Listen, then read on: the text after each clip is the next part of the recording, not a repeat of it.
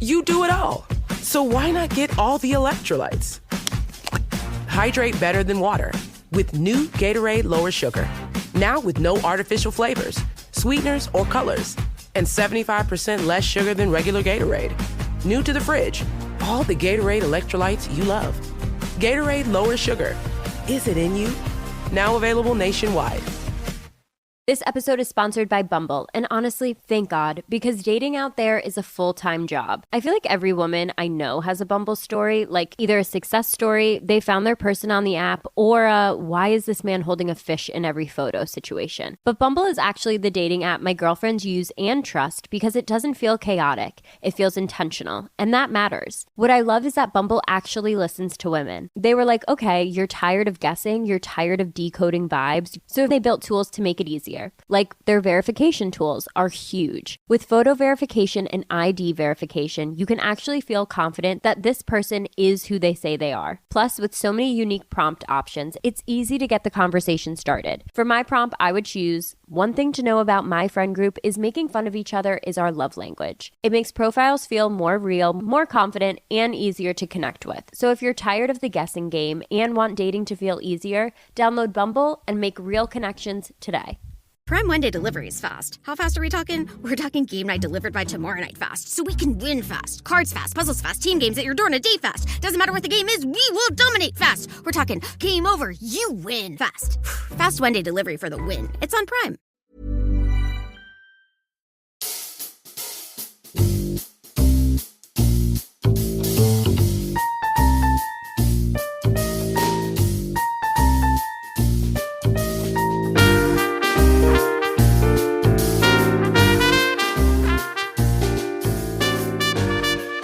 Dawn THEERATHADA, I am just so grateful to you for coming on to be on the pod. Dawn, you literally are our guardian angel on this movie, Tumor, and you have been coordinating all the fights, all the stunts, have really taken this under your wing in a way that makes me want to cry in a way, because this is a far smaller movie than you typically work on. Can we at least confirm that, Don? Yeah, that is true. But I mean, again, I don't really look at projects from budget standpoint or anything like that. I kind of look at, one, if the story's good, if I believe in the project, two, the team, and I treat them all the same no matter what. So, it's not really about, okay, this one's smaller, it's just a quick thing. But, we always try and put our heart into it. And that's just what I believe in my work ethic, if that makes sense. 100%. So, Don, you are one of the principals at 8711, which is one of the top stunt and fight coordination houses in Hollywood, right? In the industry. And when we were starting to put together Tumor, just little background, Will was like, well, we got to get the 8711 guys. They've done The Matrix, they've done John Wick. They every movie you got, every movie you guys can think of that you're impressed with the stunt work, Don has been a part of. So we reached out to John not over just me, Instagram. But the company, yeah. No, but the company. We reached out to the company over Instagram, and we got a response.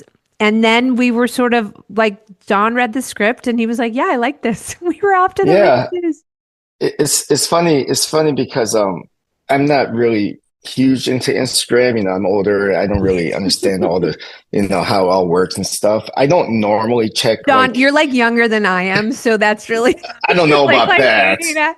I'm pretty old. Me too. But yeah, I didn't check my what do you call it? The DMs. Usually I have my friends or whatever, so I see that, and then for some reason I decided to check on the requests or whatever, and which I normally don't do. And then I saw the message. So is that right? I was like, oh, okay, yeah. I was normally I don't even check in there, so it was very funny. I happened to come across that message, and I was like, oh, you know what? I'll hit you guys back, see what's up. Don, that's what we call the movie gods. Once in a while, something falls in your favor, and there's no other explanation. It's not you're checking your DMs I'm weekly. Not. Yeah. Oh my God, that just gave me a little bit of the chills.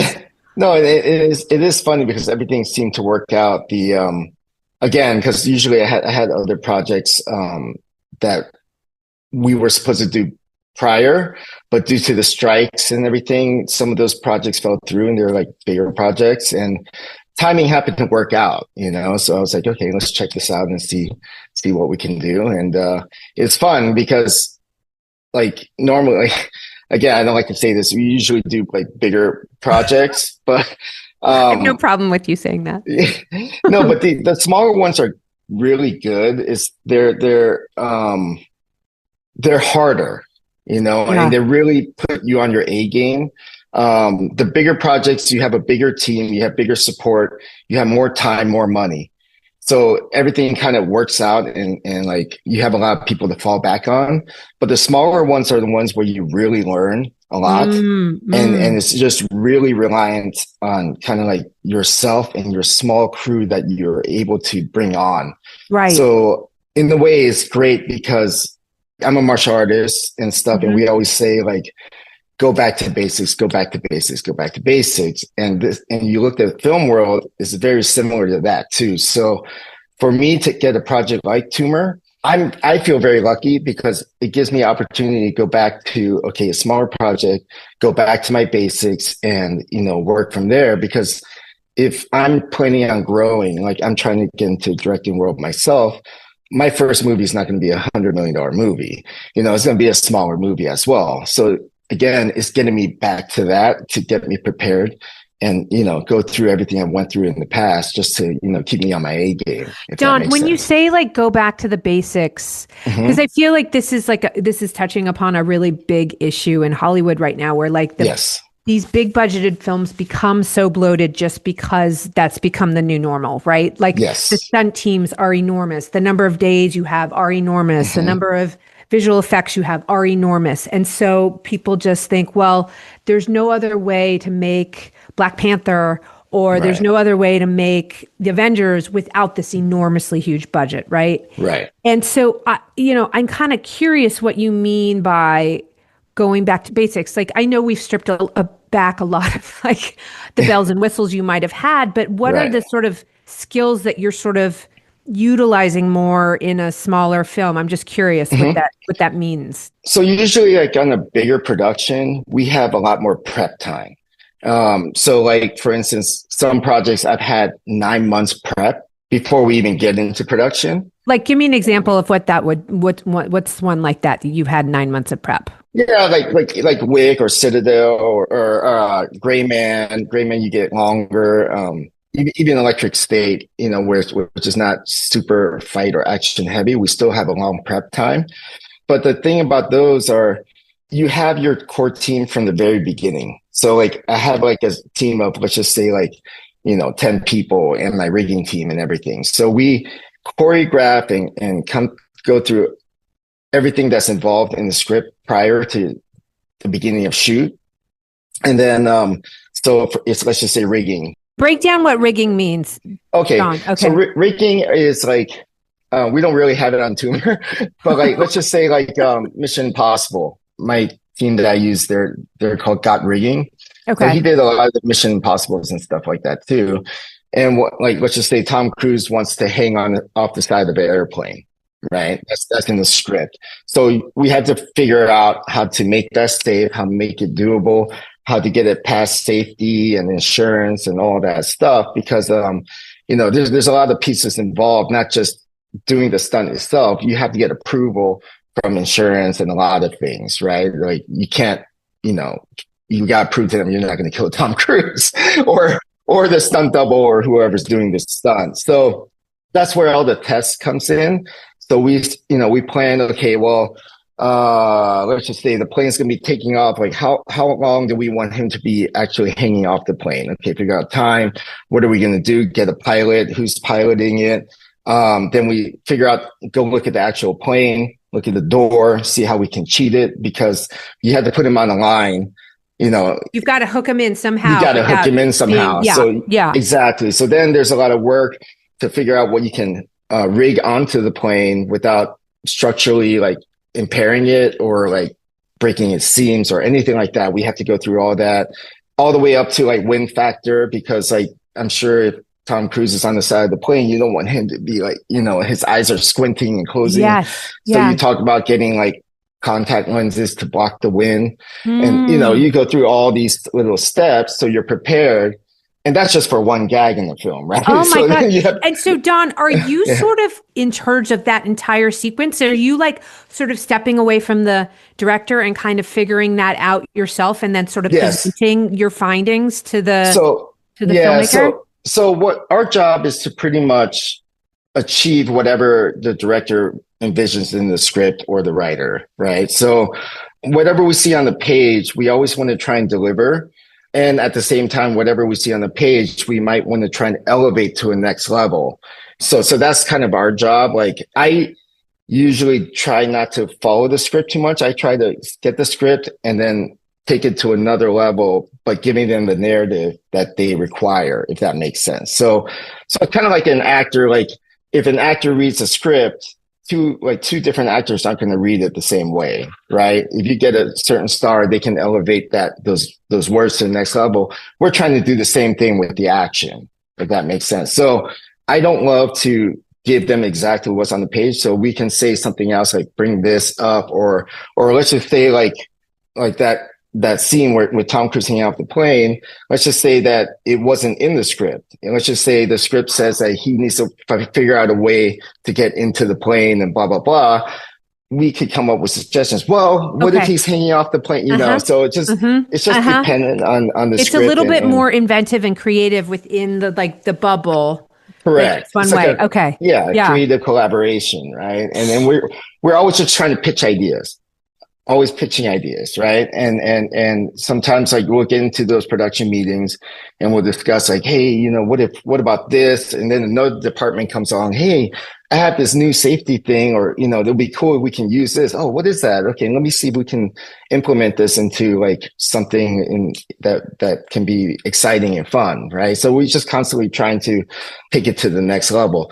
But this is where it comes back down to prep. So when you have enough prep time, like let's just say 6 months, 9 months or whatever, you have a lot of time to think, right? So it's the same thing with choreography. What happens usually, like say we choreograph a sequence, we choreograph whatever's on the page. I always do exactly what's written first. And then after that, I zoom out, step back, look at it again. And that's where I start like putting special gags or changing it up or making it more exciting.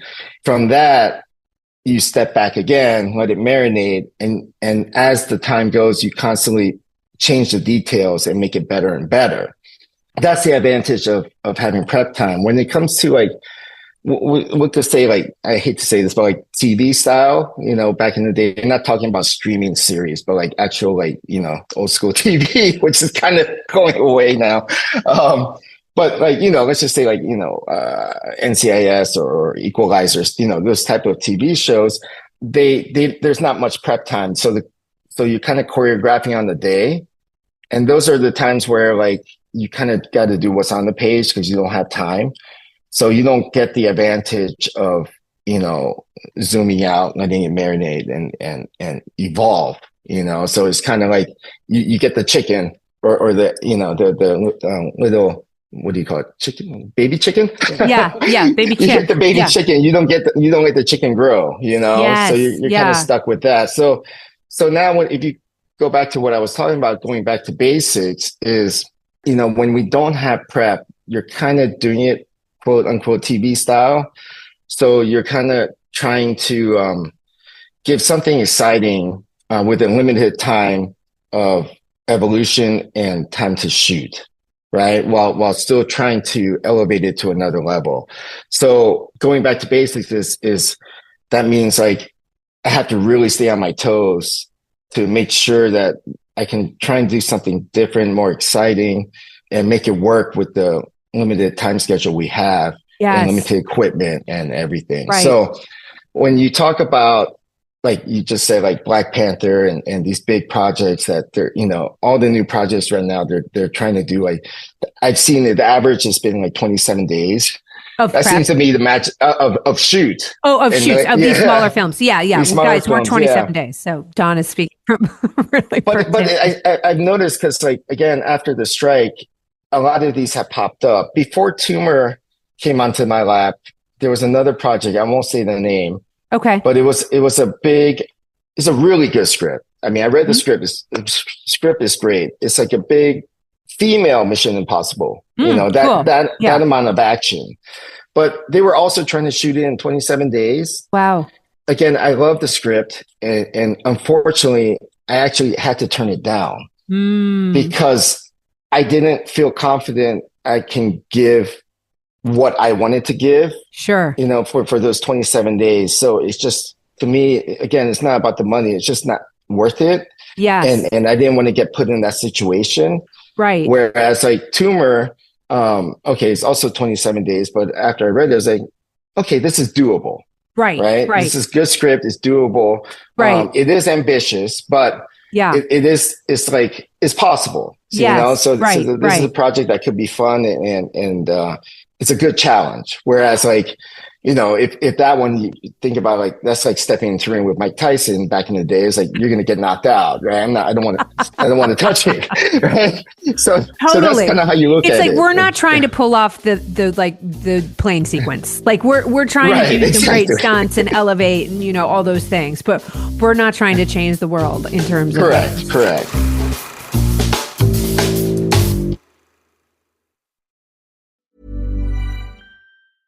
We all prefer things a certain way, like groceries. If you want groceries just how you like them, you gotta try Instacart. They have a new preference picker that lets you pick how ripe or unripe you want your bananas. Shoppers can see your preferences up front, helping guide their choices. Because when it comes to groceries, the details matter. Instacart. Get groceries just how you like. Instacart understands that not all bananas are created equal. Some people want them green, some people want them ripe, some people want them ready right now. With Instacart's preference picker now available at most retailers, you can choose how you like certain items, like banana ripeness, deli thickness, even avocados, before your shopper even starts. So instead of crossing your fingers and hoping for the best, you get groceries picked the way you would pick them. It's a small thing, but it makes a big difference. Download the app and get bananas just how you like with Instacart. Does your day move faster than you can keep up? With new Gatorade Lower Sugar, my family and I can stay at the top of our game. No artificial flavors, sweeteners, or colors. 75% less sugar, and all the electrolytes of regular Gatorade. Now available nationwide.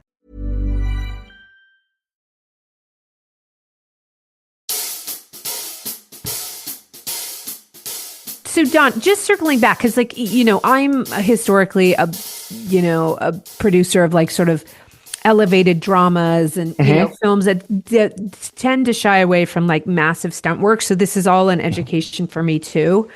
But when you talk about that Mission Impossible sequence, and I think that will be super helpful for our listeners because like we all know that sequence. We all know that scene. Yeah. When you're plotting that out, is that stunt coordination? Is that stunt choreography? Is that fight coordination? Is that second unit? Like what is your title in that? If you were sort of overseeing that entire thing, what would that be called? All of it? So yeah, it will be all of it. I mean, yeah. So there's, if you go through ranking system, there's technically second unit director is kind of the highest. Okay, got it. But at the same time, it's not. There's two types of second unit directors, right? Yeah. There's the second unit directors that go and shoot a clock secondhand ticking, right? Yep. That's not the without the your A cast. Yeah. Yes. Yeah. And then our second unit directing is more like, that's why in Asia they call it action director. In America, they just call it second unit director everywhere. Okay. If you go to like Asia and stuff, if you see the title action director, that means like you're directing the action unit. Yes. And that's kind of the second unit director I'm talking about. We just don't call it that here. We just categorize it. We should. That's so annoying. I know. And that's also the, we haven't really sat down, even fight coordinator, fight choreographer. Those are very new titles. That wasn't around until like, I would say like less than 15 years ago. That's how new it is, right? People like, even you don't really understand who does what, right? So back in the day, it was just stunt coordinator and that just encompasses everything, right? And then And then, but so now like stunt coordinators are second unit directing because, that's where it's kind of evolved. And we can talk about that in a second, but the stunt coordinators now are more camera savvy, and they are able to shoot and edit and stuff. So now like it's smarter to give a stunt coordinator a second unit directing ability because they understand so you don't have to explain it to another person. They're already shooting and editing and prep. They know where everything goes, so it's just smarter to just, hey, take the camera and just go do that while we shoot these other things. Right. So kind of like, hierarchy is like second director, then stunt coordinator. The stunt coordinator encompasses pretty much all the action in the script. So they find the team. They find the stunt rigging team, the fight team, and they're the ones who coordinate everything with all the other HODs, other department heads. So, for instance, let's go back to that Tom Cruise plane thing. That would be stunt coordinator, first reading the script, saying, okay, I already know once I read that, I'm going to need a rigging team. Right. So who's the best rigging team I can get, blah, blah, blah. Find those people and talk to them about equipment and stuff. And then we have to see who special effects department is because we have to work together with them. Yeah. And then we also have to work together with costume because, like, hey, we're going to be putting him in the line. The plane's going to go at this amount of speed. So the clothes have to be certain types of material so it doesn't rip and all this stuff. So there's always that, right? So like costume department is also important when, like, for instance, like fights and stuff. There's a lot of kicking and punching and stuff. A lot of times if they're wearing suits, they tend to rip. So then you talk to costumes and say, hey, what can we do to not, because it's going to take us forever to change jackets and so on. Right. So like, can you put gussets in? Like, so they're, oh yeah, we can put gussets in. So what's a gusset? What's a gusset? Gussets are like kind of like spandex material that you put in the seams. Okay. Got it. It allows it to stretch. Right. And then you can't really tell they're there. So these are all little tricks that we kind of, because you've picked up along the way. Totally. Yeah. You're like, guys, let's just make this easier. Totally. Yeah. So this is like, so we take our experience and tell them, like, look, these are the problems you're going to have. This is how we've done it in the past to fix it. So like, let's be prepared. Cause like, if you think about it, especially big budgets like Mission Impossible and stuff, you average everything out. It comes about $3,500 per minute. So no one ever really thinks about it, right? If you really break it down, an average from start to beginning, it comes out to about an average of $3,500 per minute. So you start changing clothes and like getting him off the rig, 5 minutes past, 10 minutes past, how much money have you just wasted? Right. So if you really think about it like that, we have to be as efficient as possible because you're burning money like per minute, right? So a good stunt coordinator kind of like foresees all the problems that you're going to come across and try and squash those problems as much as possible before you actually get onto set. You wanted to make it as smooth of a shoot as possible. So if you're really doing your job, a lot of producers and directors, they don't know about it because it's so smooth. But like, you don't know what's behind the scenes. You're working in all these efficiencies that were just like, oh, that went really smoothly. Like I thought it would take twice as long. And it's because of like the stuff you know about. Exactly. And we don't go to them and say, oh yeah, we saved you time because I did this. And we just do it. Right. Our job is to make it as less complicated as possible for directors and producers so they can just focus on directing and producing, right? And all the nonsense and the problems that we have coming along, we don't want to bother them with that. We just need to get it done. Yes. Right. That's our job. Yeah. Totally. So going back to that. So after stunt coordinator, you have your rigging coordinator who's in charge of his, the rigging team that works under you. And then you go down to the fight coordinating team, fight team, and so on. So fight coordinating team or the fight team, they're just focused on designing the actual fights, right? So like, say there's a fight sequence in a bar. We have these amount of people. This is the story and so on. So we have the fight team designing that. right? And then once they start figuring out gags, so let's just say now this guy comes in with a shotgun and blasts this guy coming through the door, the guy goes flying. Okay, now we have to get rigging team involved. So now we get to pull the rigging team in and say, okay, we need to put a line on this guy because he's going to get a shotgun blast, or we're taking him out of a plane. So we have to get a wire rig for that, whatever, So then that's where we all interconnect and work together. Yes. Mm-hmm. No, I like just in observing that, Don, and like you did do some pre-viz stuff for like some of our more ornate action sequences, but I was like so thrilled to see the sort of like really clear directive that you're really great at that on set, right? You're like, you're in great communication with the lead actor, with the director, with like the stunt team, with the, it's really kind of a joy to watch you work the few days I was able to. Thank you. But it's incredible how many teams you have to coordinate with when there is a somewhat complicated sequence. Like it really, it kind of blew my mind. Okay. So Don, I think I understand the logistics of it all now and like how those things break down. Now I kind of just want to hear like, I know that you had like a very tight relationship with Jackie Chan, and that was like a sort of seminal thing for you. Can you tell me a little bit about that? Just because like that blew my mind, and it's incredible. So this is as little or as much as you want. But I kind of just want to hear your story and some of the great stories of like what you've coordinated and saw. Yeah. So this one's a story that actually not too many people knew about or know about. And I kind of kept it under wraps, but I feel like because I'm evolving again, I'm trying to get into that directing world. It's something that's going to have to come out anyways. But I mean, I was a pretty established actor back in the day in Thailand. Okay. And that's kind of how it all started. Yeah, so, I read that. So I did, it's one of those, I did my own action, and I was a big, action fan.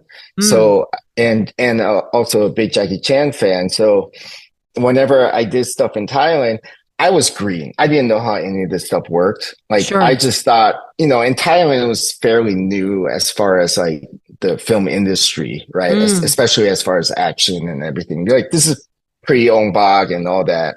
Okay.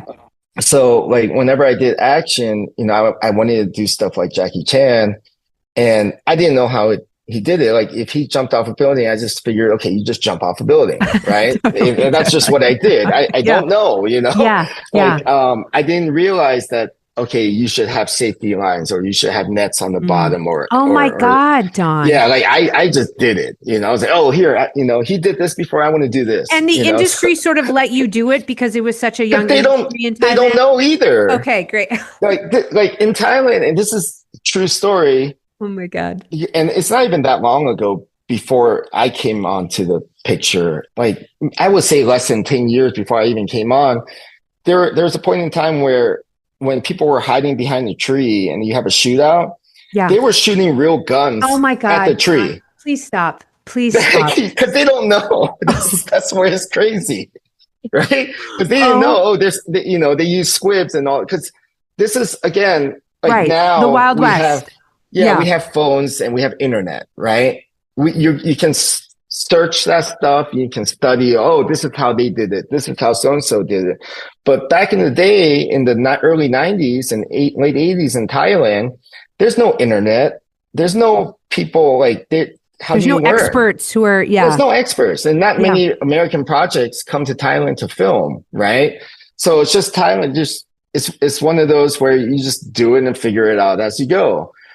Like my the special effects guy on the first movie I did in Thailand, he's rigging these bombs up. He has 3 fingers. Right? No. Yes, he has 3 fingers, and I asked him, I was like, how'd you lose your fingers? Oh, he lost his fingers because while he was rigging the explosive for the film, it blew up in his hand.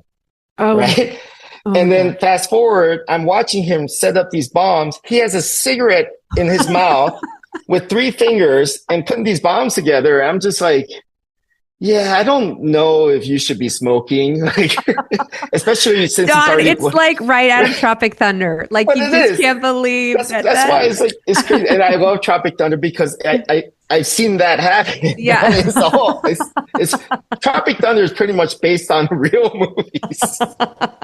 It's not a fiction. I mean, so Oh it's my a real, God. yeah. That is so But funny. anyways, Okay, so you were yeah, jumping so off real buildings, like real getting shot buildings by and real stuff, bullets. Oh my and God. then no, I wasn't getting shot by No, real but bullets, someone but I was was. jumping. Someone Yeah. was, yes. Yeah. But Jackie Chan's one of his right hand guys noticed me. Okay. He's Jackie Chan's best friend. And if you watch Drunken Master 2, he's in a lot of his movies, but he's most known for Drunken Master 2. He's the final villain that Jackie fights. Okay. There's a famous fight at the end of the movie that, yeah. So he's actually part Thai, and he heard about me. So he brought me to Hong Kong to have dinner with Jackie, and then I had dinner with him. And I thought at first it's just, it's an opportunity to just meet Jackie Chan. I was like, hell yeah, let's go. Yeah, totally. Yeah, I was going to meet Jackie Chan. So I had dinner with him, and then he saw my stuff. And then after dinner, I think he just wanted to see my personality and stuff. But after dinner, he's just like, welcome to the team. I was like, huh? Yeah, I was like, what? So I was like, oh, this is great. You were being inducted and you didn't even know. I didn't even know. Right. So after that, I went to, cause Hong Kong's close to Thailand. So I was going back and forth to Hong Kong a lot. And then, I was learning, so when you jump out of buildings, you're supposed to have safety stuff. Okay. Now I know that. Right. Okay. So it was a lot of just learning. And again, just learning from Jackie would tell me secrets and stuff of how he set up things in the past and all this. So I learned so much from him. He kind of took me under his wing and taught me a lot. And I was more fascinated with the stunt world than acting now. So like, I wasn't a huge fan of fame. It was also one of those times where like, they put stuff in the papers and stuff all the time where people, it's hard to go eat and stuff like that. And it's just, it wasn't really, I enjoy acting. I just didn't enjoy the lifestyle of a star, totally. If that makes sense. So also, I was so fascinated with stunts. And it's one of those things like when you are a star and you're doing stunts and stuff, people tend to just tell you, oh, that was great. That was great. And I'm like, are you just saying that because, you don't know how true it is, right? So interesting. It was one of those things where, I wanted to kind of see where I stand. And I based really on your merit and your actual skill. Yeah. And I want to go to America and test it out and without using Jackie's name or anything, just go to America and kind of just start from the beginning and see like how far I get. Everyone thought I was crazy. Even Jackie kind of thought I was crazy. Like, cause Thai people are like, why are you throwing away like a really hot career yeah. Everyone thought I was crazy. Right. So I'm like, well, this is what I want to do, So Jackie, again, even Jackie was like, are you sure? But, I decided to make the move, and Jackie told me though, he said, if you do go, just go and learn everything you can. Right. He said, don't worry about money. Don't worry about anything else. Just go and learn. And that's kind of like I said, what I did. I flew to America and, I just kind of had to learn the lay of the land. Like I met other stunt guys and kind of learned from them. Like, this is how you do it, or this is how you try and get jobs. So there's this thing called hustling. You got to try and meet stunt coordinators and stuff like that. But, in the end, it's just like word of mouth, right? Again, because this was also kind of pre-internet and stuff. So it's just like you do a good job, and then that coordinator will say, hey, I met this kid. He's pretty good. I throw him in there and so on, and hope, grows from there. Yeah. As I was here, this is where, like I said, I did everything. I did boom operating. I did first aid on shorts. You were just leaning in and saying yes to whatever. Yeah, I was just because I want to just learn the business, right? There's like so many people who, and that's the thing. The more, it's not about just the stunt world. The more you do about in the film world and positions, the more you understand. I think it makes you more efficient as a person. So, like I said, if we go back to like what I was saying about the Tom Cruise, the airplane thing, like say, for instance, like costume, I know the problems that costume is going to have because I've been in that world. You try and learn every department. The more you know, the easier it makes for everyone. Right. Because it's a lot of times those departments, they don't know what you need either. So that's how you become a problem solver and you see the problems that are going to occur in the future because you know those department worlds. Right. So that's why I'm always interacting with a lot of departments because I just want to make everything efficient for them. So like even sound, right? Okay. So sound, I know, well, when we do these action sequences, like, they have a really difficult time. Like for instance, like we did that oneer, we did a oneer on tumor and you have to think like, okay, well, we have to choreograph everything with the camera, the artists and the movements with the people, safety in camera and all this. But then you also have boom. So the boom, you don't think about it. The boom guy, it's hard. They have like one of the hardest positions because they have to try and run, stay out of the camera, keep the boom out of the frame and all this stuff. So it's just like, so now like when we did that, I had a conversation with the boom operator, Chase, and explained to him, like, as we did walkthroughs, like, hey, at this point, it might be safe over here. It might, because otherwise, like they're trying to figure it out. And totally. It's like, not everyone remembers the choreo, right? That's the biggest thing. So like the actors might remember the choreography, the stunt performers might remember the choreography, but like the camera and the boom operator, they're not, they don't know the choreography from their head. So now you have to try and teach them spots. So you show them spots like at this spot, this part is safe. At this spot, that part is safe.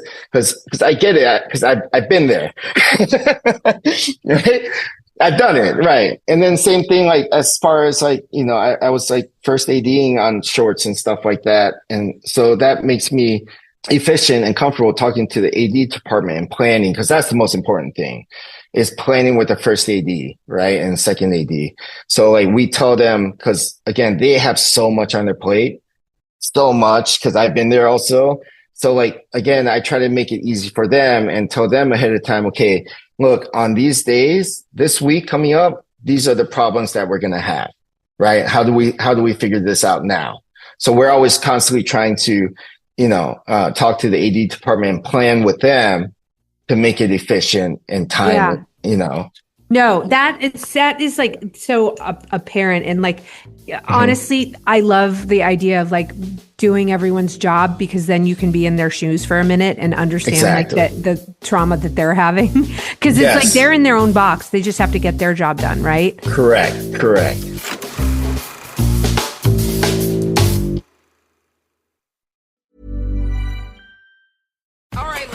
When you've done the work, you want your hydration to do the same. Introducing new Gatorade Lower Sugar, now with no artificial flavors, sweeteners, or colors. And 75% less sugar and all the electrolytes of regular Gatorade, now available nationwide. This episode is sponsored by Bumble, and honestly, thank God, because dating out there is a full-time job. I feel like every woman I know has a Bumble story, like either a success story, they found their person on the app, or a why is this man holding a fish in every photo situation. But Bumble is actually the dating app my girlfriends use and trust because it doesn't feel chaotic. It feels intentional, and that matters. What I love is that Bumble actually listens to women. They were like, okay, you're tired of guessing, you're tired of decoding vibes, so they built tools to make it easier. Like their verification tools are huge. With photo verification and ID verification, you can actually feel confident that this person is who they say they are. Plus, with so many unique prompt options, it's easy to get the conversation started. For my prompt, I would choose, one thing to know about my friend group is making fun of each other is our love language. It makes profiles feel more real, more confident, and easier to connect with. So if you're tired of the guessing game and want dating to feel easier, download Bumble and make real connections today.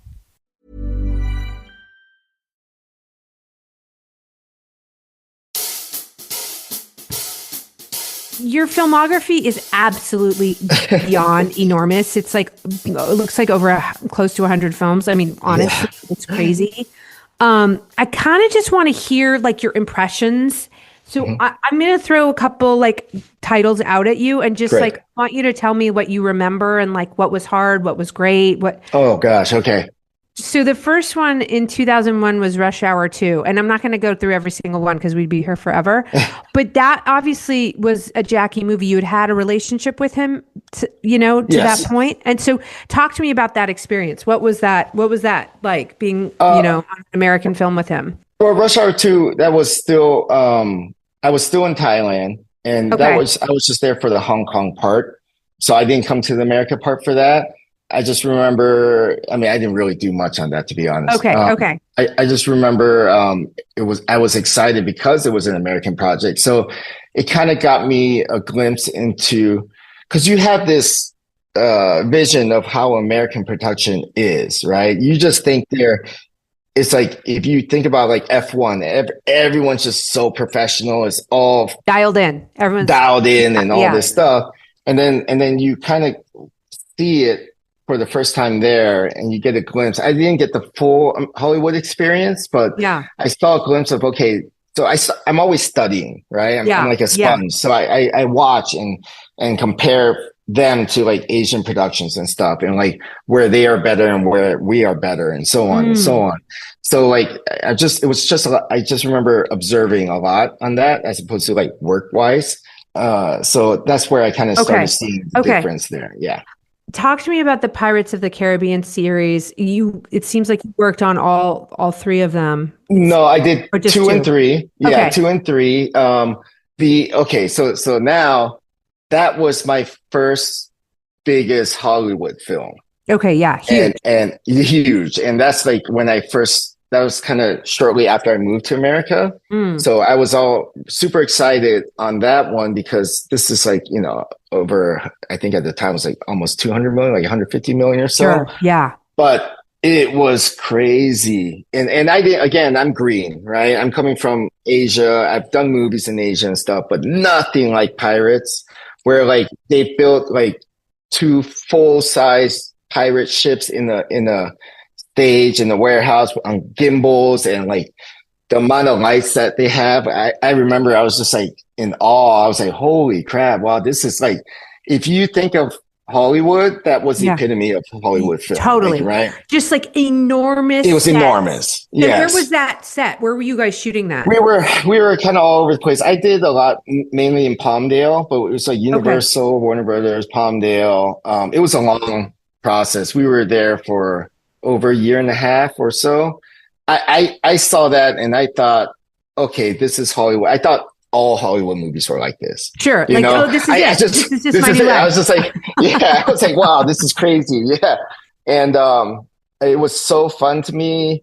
I was okay. So there were a lot of stunt guys in that one, and it's very rare these days. But like that one, we had hundreds and hundreds of stunt guys. Wow. And because this is massive sequences and stuff. So they planned it out for sections of the ship for like a fight sequence. So like if you're on, let's say this part of the ship, they'll call this part, and you go up, and then when this part's done, they'll do another part. This group goes to rest, and then the other group goes up. But I was kind of the guy who was in every part, so I never got to rest. Oh my God. I played everything. I played the Asian pirate. I was the Flying Dutchman. I was a New World pirate. So like I kind of was in every rotation. But also, this is where I learned, there's the SAG union. So there's hours and stuff like that. We didn't have unions in Thailand. Like I've worked over 48 hours straight with no OT, right? Right. So no one's watching your back in Thailand. There's no overtime. It's still the same rate. Straight and all pay. This stuff. Yeah, straight pay. And I'm just accustomed to that. And then we get into Pirates, and then we're start doing long hours, and I just kind of hear people complaining. But we're making, they're getting a lot of overtime pay and stuff. Yeah. And just in my head, I'm thinking like, oh man, you guys don't even know how good you guys have it. Right. Because I'm coming from this world where these guys are working for peanuts and like long hours, and they're just pushing through. And you guys are like, you're doing long hours, but you're getting compensated. Time for and it. a half. And like, Because I'll see those checks. I remember one time, because we didn't have time to eat, so we get meal penalties. So, and they'll bring, it's not like we didn't eat, we just couldn't sit down and eat. So we're on the ships and they bring sandwiches or something. So we ate just standing there. But then I remember we get a week like meal penalties alone. I was getting like, $2,000 on just meal penalties. My God. Right. And I was just You're like, I hit it big. Oh my God. Yeah. I was like, well, I mean, you don't get this in Thailand, so it's just like, wow, so for me also work ethic wise, I think, I came from that. Yeah, I can tell. Yeah. So it's you're just we got to get this done, guys. Like, it's not about like punching. It's not about the clock. Exactly. Yeah, exactly. But yeah, so those are kind of the big. Oh, and the funny thing about that is a Jackie Chan story. He came to visit me on set of Pirates. Oh my God. So yeah, we were filming at Universal, and he came, and I knew he was in town, but like he came, and then I was at lunch. This time we were eating. So I was at lunch in the big lunchroom and someone comes up to me. He's like, hey, Jackie Chan's here. He's outside. He's looking for you. I was like, what? So I go outside and he came to visit, because he came because he was getting ready to do Rush Hour 3. Okay. So then when he was about to do Rush Hour 3, he wanted to pull me to do Rush Hour 3. And I told him, I call him Big Brother, like Daiko, it means Big Brother. It's like Big Brother. It's like, I can't leave. I'm still on Pirates.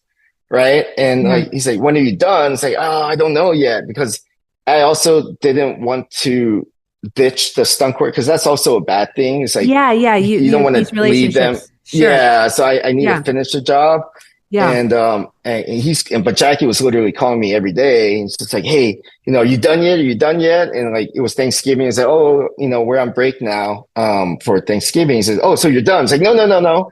It's like, we're just break for Thanksgiving. Then I had to finish. Yeah. And then, but the messed up thing was a lot of the other guys on Pirates were jumping ship literally to go on to Rush Hour.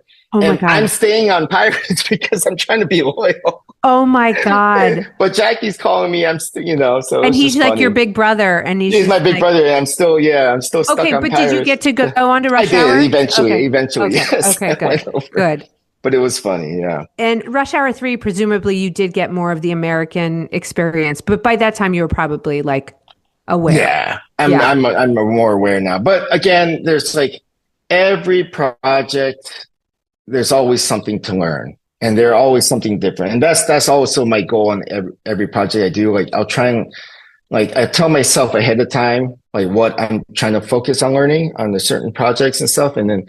So there's always learning involved on every project, because that's better than film school. There's no film school that teaches you that, So like you get to go again on all these projects from different budgets, different people, different crew. And then you have to see like how they work together, because again, that's the good thing about like the Russo brothers. They're great because they use the same crew all the time. So it's nice. So when we're working together, it's kind of like you're back home with the same people and we know how it all works. So the common trait of every production is you start a new project and usually it's like new department has new crew. So you're kind of trying to figure each other out, and it doesn't normally get meshed together until about, I would say usually after the first few weeks, at least, of a production. And then you start getting comfortable and working well together. By the end of the film, usually you guys are all like clockwork. It all works very well together. But then you're done. Then you're done. Then you move on to a new movie and you start all over again, right? So that's also the one thing that I learned about the Russo brothers. And it's like they're very adamant at trying. Even for them, it's hard. But for them, they always try and use the same crew. And that way, like, and anyone they don't like, they'll get rid of and replace, right? Until they find the perfect, person. And it is such a good, feeling and work environment, and you get a lot done. So like when I'm trying to do my own movies or whatever, I like to follow in those footsteps and pick like people that I think are great to work with. Yes. And just kind of keep using them. Totally. Otherwise, it's like new school all the time. You're just constantly kind of guess and figure No, I everyone mean, out. it's like, it's the thing you realize about the truly great filmmakers. And I've done a lot of these pods, but it's like Nolan, like, Yeah. Joachim Trier, we just did one about it Mhm. with his editor. It's like they just work with the same team over Yes. and over and over Yes. again. Denis Villeneuve, same, like Yes. it's Yeah. like his squad. And it's like he's got his generals and they run their ships and like, and that's Yep. what you really like, that's how you make the great stuff, Exactly. Exactly. So I love hearing that. I'm curious, Dawn, you look at a lot of these actors who are sort of known for their physicality, right? Like I Hmm. would say Keanu is probably one that Hmm. you've worked with, and I don't Hmm. know if you've worked with Tom Cruise or not, but like there are a couple actors who are sort of they like to sort of lean forward on that Yep. component of it. And I was reading an article that Keanu was so adamant. He was working with 8711 and Yeah. he was being recorded and he's like, I'm an action guy. I'm not a stunt guy.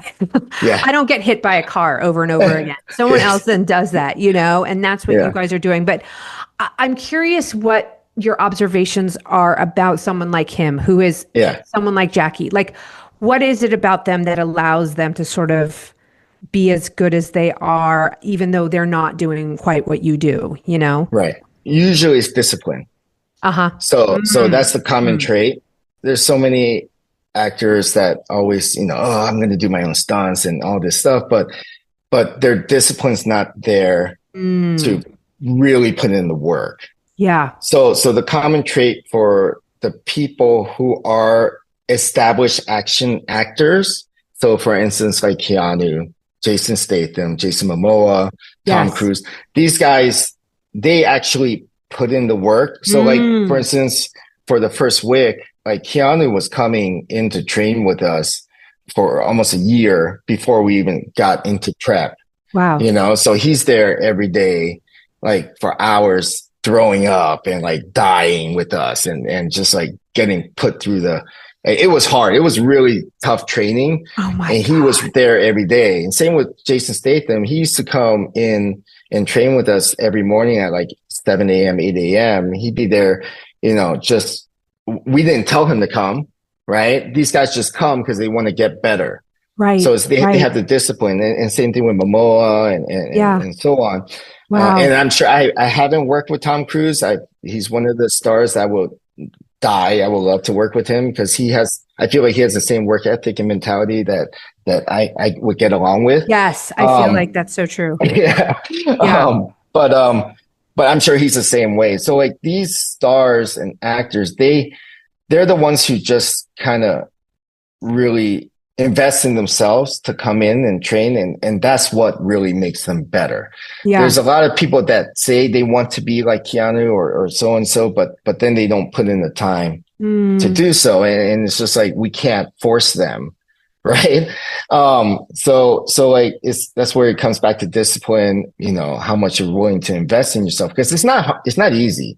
Yeah. It's a lot of hours and it's rough. And like for Keanu himself, he's so dedicated. Like he gets to a point where sometimes we have to tell him okay, stop, calm down. You're going to die. Like just put a pause, take a slow break. down a bit. Yeah. Take a break. Yeah. Cause his work ethics, he's just on it. And also he's no spring chicken anymore. No, he's like in his 60s, isn't he? It's Yes. like, what the hell? Yes. Like I'm 50 and I don't even know if I still want to go through what he went through, So incredible.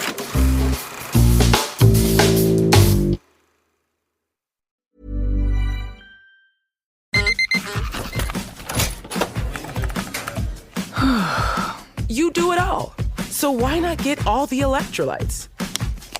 Hydrate better than water with new Gatorade Lower Sugar. Now with no artificial flavors, sweeteners, or colors. And 75% less sugar than regular Gatorade. New to the fridge. All the Gatorade electrolytes you love. Gatorade Lower Sugar. Is it in you?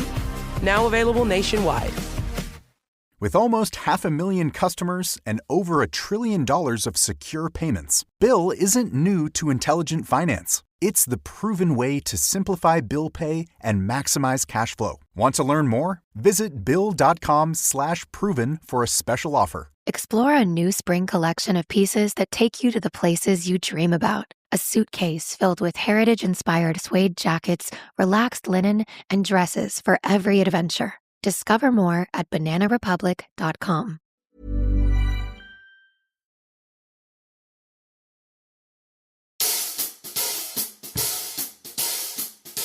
But I will say this, he's also a very humble person, and he'll say, because he loves the stunt guys and he wants to make sure everyone gets credit and everything. But I will say he is a stunt guy. I mean, he can't, he'll say he's not and stuff. And of course, yeah, maybe he won't get hit by a car, but there's a lot of stuff that he will do that is technically beyond. Beyond. A stunt person should do it instead. Like, so what's there's an a lot. Example? Yeah, there's like a lot. Like he'll still do jumps and stuff, and like on Matrix, he did the last Matrix. What's it called? Revolutions. Resurrections. Thank you. Yeah. He actually did the jump off the roof of the building, the skyscraper, and all this stuff. Oh my God. He'll do his own driving. Like, he's a good driver. So there's a lot of stuff in Wick where he was really driving. No way. He'll still fall and all this stuff. So he's humble, but I mean, I would consider him a stunt guy. So he won't say it. I'll say it. He's a stunt guy. Let me ask you something, because like when those guys are doing their own jumps, I mean, I always wonder this about Cruise, like when he did that motorcycle stunt. Tom Cruise, he goes off the thing. I'm just like, how are the insurance companies allowing them to do this? Like, are they covering their own insurance, or it just seems so beyond. Like, if they go down, the whole thing goes down, right? That's a good question, because I still want to know. That's the question I have too. Because as a stunt coordinator, because I have to deal with insurance all the time, and I get problems where, like, for instance, like even on this last Electric State, I have Millie Bobby Brown just riding a bicycle. Yeah. Right. Yeah. And it's just riding. It's like, it's nothing crazy. It's just going down. She's not speeding. She just takes a bicycle from the house and goes off the curb and goes down the street. And oh my gosh, the paperwork I had to fill out and talk to the safety. It was crazy. Cause like, they're all like, they want to make sure, can she just put a helmet on and stuff, and say, well, that's not really, scene, it doesn't, you know what I mean? And don't get me wrong. Like, in real life, safety first, like, people should wear helmets and everything. But when we're coming to, like, film stuff, it's just like, I had to go through jump through so many hoops and things just to get her to be able to ride a bicycle down the street. And then you have Tom Cruise jumping a motorcycle off a cliff, so it's just kind of like, if I had to guess, I would say Tom probably signed a waiver to fund if it gets shut down. Yeah. Covers himself, because there's no way. An actor once where they just like paid their own premium. Like, they had to cover themselves basically and sign a waiver. That's the only explanation. But still, it's like, what? Well, but like for Matrix though, like also when we had Keanu jump off the skyscraper, insurance was not allowing that. They did not want that. Anyways. So it was one of those things that I don't know if I should even talk about it, but like, we'll listen to it, Don, and then you'll decide. Yes. Okay. Yeah. But it was like, they were saying no all the way. We were still prepping because the director, Lana, she wanted it. So like, we were still prepping as if we had the doubles just in case ready to jump. Right. But it was literally prepping it all the way up till the day, and insurance is still no until I think they finally were able to twist their arm and just let them do it. But again, we that's also why there's all that preparation and everything. So like, if you look at Tom Cruise's thing, like, how much behind the scenes did you see of them like really prepping it? See, this is where prep comes in. So like, you're looking at weather, you're looking at wind, you're looking at like, they have monitors on him, the bike, and everything, just to check. It was so detailed to a point where it was kind of hard to mess up. Right. And so as like, I think that also helps. Like, you wouldn't get it past insurance. Like, we're just going to do it on the day. It's like, no. But if you have the research and development to back up the safety of it, I think definitely helps. And usually, and this is one of the things also in the stunt world that I notice, most injuries and, anything that's like having to do with big stunts like that, there's very rare like accidents because it's so well thought out. And most of the big injuries or death or anything I've seen that has happened on set is usually things that you think they would be easy. So you don't prep. Prep it as much. Totally. That's where, so that's where it's kind of funny and not funny, but like, I always tell, that's always in my head too. And when I talk to the guys, it's not the big ones that are going to hurt you. It's the small, dumb stuff. It's where you're going to get hurt. And because we lose focus, and the big ones are so tunnel vision, so focused and ready to go for things that you're like, this is easy. This is easy. No, that's when you get hurt. Well, also, Don, I think about this all the time. I think about that Russ thing, and I think that that armor or that prop person was super young, right? And like, yes, I always think about like, it's not the movies that you're on; it's the movie that they can't afford. Exactly. The right exactly team to like support something that's ambitious, and that's where you can get into trouble. So, anyways, it's just another lesson. Pay for Don THEERATHADA. No. But that's also why the union, like SAG does have that rule that's put in place. So like, I don't know, a lot of people aren't aware, but there's a SAG stunt coordinator scale rate that is there. And no matter how big your production is, if there's stunts, like say, even if you're doing a SAG short and you need a stunt coordinator, you have to hire someone at the SAG scale. And they do that because now if you have to pay that amount, then you should hire someone who's established. Right. But do they always follow that? No. Yeah. But that's why that's in place, right? No, so you don't hire someone who doesn't know what they're doing. Totally. It makes so much sense. Don, this was so fun. An hour flew by. You are like the best person ever. I might have to do a follow-up with you. But thank you so much for just breaking that down. It really is going to be something that's so helpful to, there's like a lot of aspiring filmmakers that listen to this. And so it's just like getting behind the curtain a little bit. And you're just the most wonderful person to do it. Thank you so much. Thanks for everything, Don. Adore you. Talk later. Okay. Okay. Bye.